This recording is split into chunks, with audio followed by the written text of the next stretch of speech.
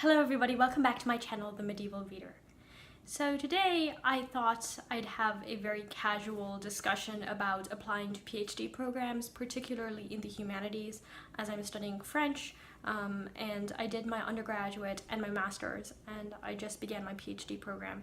I know some of you guys are in the process of applying to different places, and I thought I'd give you some tips so that you can do the best you can in your application process. And also because I have a lot of reading to do and I need a break. Okay, the first thing that you need to ask yourself is why you want to do a PhD.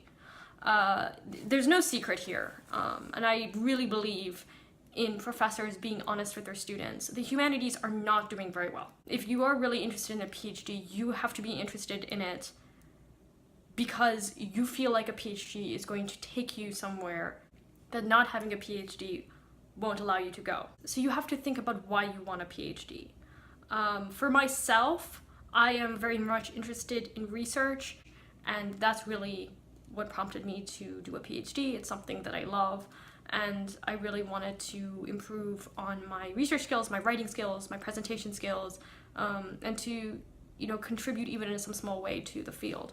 So that was my interest. You might want a PhD for other reasons. You need to think about why you want a PhD, be able to formulate that to yourself and to an advisor. Now, this advisor is not an official advisor you'll be working with at the school you're applying at. Rather, it should be a professor in the program at the school that you were already enrolled in. So if for example, I did my undergrad and my master's at the University of Kentucky. There was a professor there whom I met with, and I told him I was interested in applying for a PhD, and he talked to me about the schools I should apply to. If they don't know you, don't meet with that professor. Find a professor who really knows your work. If you're in the humanities, that should be a lot easier. Your lecture classes were probably not 200, 250 students, so it should be easier to find somebody who can be your mentor. The professor you meet with needs to be honest with you about what the job market is like. I always feel that a professor who pretends that everything is rosy is lying to you. But also an advisor who will push you a little bit. Don't sell yourself short. If you feel that you have what it takes and you have the experience and the writing sample that would allow you to apply to a high-ranking program, especially if you're interested in research, then you should apply to those programs. That's really important, and the professor you meet with should tell you that. If you're not interested in research and you want to do teaching or you have other plans, again, try to find the best program for you to reach those goals. So that's really important. This is almost professional.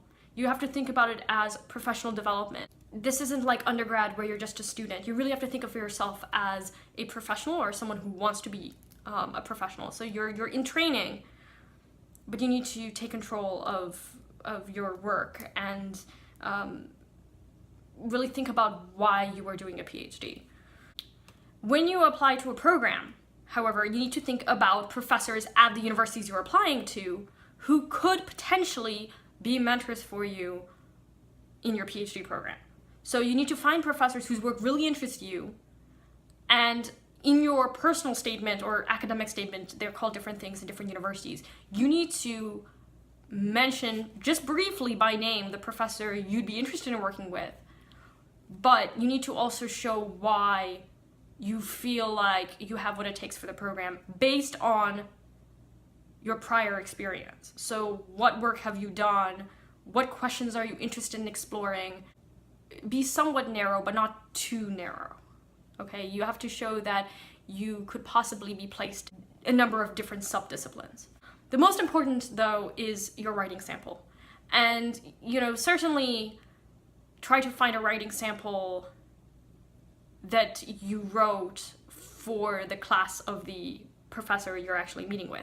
So for myself, I met with that advisor I told you about, and I had written the paper that I was going to use for my writing sample in his class, so it was just really nice. He was quite an established professor at the university. He was in a field that was interesting to me, even though it wasn't medieval. I was still very interested in it, and I wanted to use the paper I wrote for his course for the writing sample. So I was getting all of this with him, and he was just very, very helpful. Now, I did really well on the paper in his class. However, when it came time to applying to different universities, I basically had to tear apart the paper and rewrite the entire thing, which took a long time. And you need to have the time to revise your paper. So don't tell the professor a week before the applications are due that you want to meet with him or her and talk about, your work. You need to meet maybe a month in advance. You need to really work hard. There's going to be a lot of time spent outside of your coursework to apply to these programs, and don't take them lightly because the writing sample really, really matters. Do the best you can. And again, don't sell yourself short. If you know that you can get into a higher ranking program, then go for it. Now, okay, there are limits. And again, it depends on what you're trying to do. So we know that Harvard and Yale, for example, are high ranking universities, but not in every field. You need to know what is high ranking in your own field, in your own discipline. That's really important, especially if you're doing research. If you're not interested in the research in particular and you have other career plans, then you need to find the program that's right for you. That's what I recommend. But again, meet with your advisor and talk about what you want to do. Make sure that advisor will give you good constructive feedback. Even if it means ripping that paper up and trying again, do it. Okay? Do it. Next, deadlines. So what are the deadlines for different universities at different deadlines? I think many of them are in December, sometimes they're earlier. Make sure you know the deadlines. Send out recommendation requests a month in advance, and then remind them to get the recommendations in. Sometimes the universities will forgive. Sometimes they don't.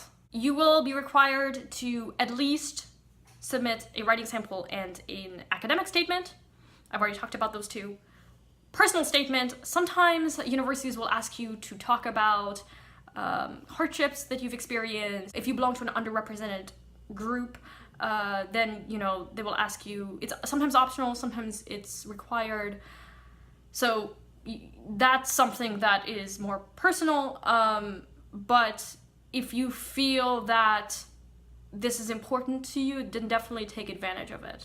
Especially if you want to explain certain things in your transcript, make sure you do that in your personal statement. In the United States, in the humanities, you should be able to find programs in which you will be fully funded. That means that your tuition is paid for, you're given a stipend that's appropriate for your living location. So Philadelphia, for example, where I'm living now, is a much more expensive city to live in than in Lexington.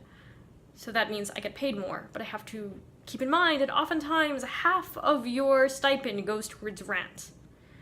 Also make sure you get medical care. And finally, make sure those GRE scores get in on time. Okay?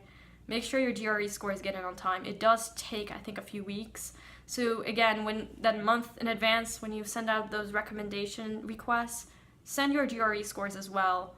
Your GRE scores are not hugely important as long as the verbal section is good. I mean, if you are in the humanities, your quantitative reasoning doesn't matter. Some universities don't even require GRE scores. But make sure that if they do, you send them in and that they receive them when the application is due.